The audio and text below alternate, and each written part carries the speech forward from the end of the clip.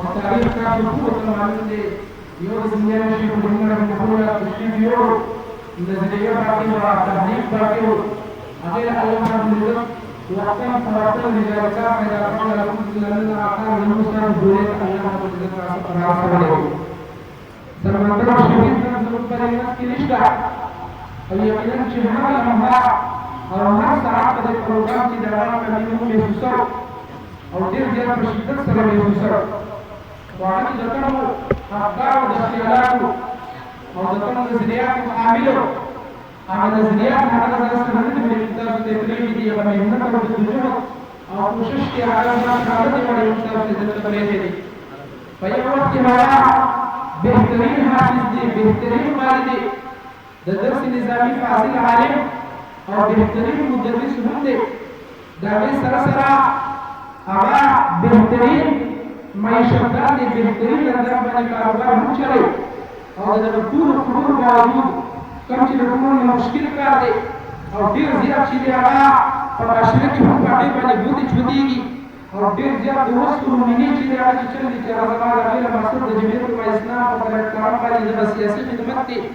بیا په هغې میدان باندې هغه په کوم طریقه باندې هغه ولاړ په څومره منظم انداز باندې ماشاءالله هغه کار کوو دا وینې مفصل منظم تعلیم منظمه عربه منظمه بډخیله منظمه کله چې هغه د یو مفصل د لیول نه تحصیل ته راتلو موږ پسې یو دوه درې ملګري راغلل دوه کلې مې ما جلبه کړې ده زما دا ملګري دلته کوم چې لوټ کېږي یقینا موږ ته بار بار انکار کوي بیا وایي محنت سره کوو یوازې په تاسو باندې مناسب کار نه راځي ټول چې تاسو د جماعت ضرورت دی تاسو په صلاحیت دی الله پاک تاسو کې استعداد چولې دي چې هغه هاوړه او دا غینه باندې بیا ثابت کړه چې ما ته ذمہ داری حواله شوه و ان شاء الله کما حقه بزما خدمت کو نن کوم تاسو کې هغه موجود نه دی ډېر لوی سره ملا ډېر لوی بیچینو دي سمونی دي بنالي دا استراحت کیفیت دی د عربانو منظور ته د تعلیم منظور ته او بیا خصوصا د امانتداري منظور ته په دې ملګري ماشاءالله هم مسعود باندې نظر راځي سلمان شهید رحمه الله موږ تاسو دلته یو مشن راکړو یو پلیټ فارم راکړو یو طریقې کار راکړو نن مدار کې راکړو نو تاړي او امانتداري سره حق کوي چې ان شاء الله دا مشن موږ دې جنا خطر کې ورکړو ان شاء الله دا موږ هم تاسو سره برکو ورساسو دا موږ مشورې سره ان شاء الله دا مشن باندې وځو ان شاء الله موږ به دا وځو موږ به کوشش کوو چې سره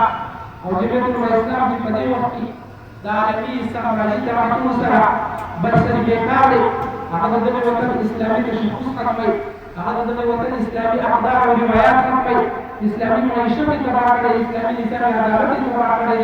او زموږ نظام تعلیم چې هغه هم برباد کړي او مزید هم د بیا د وطن خدمت کوي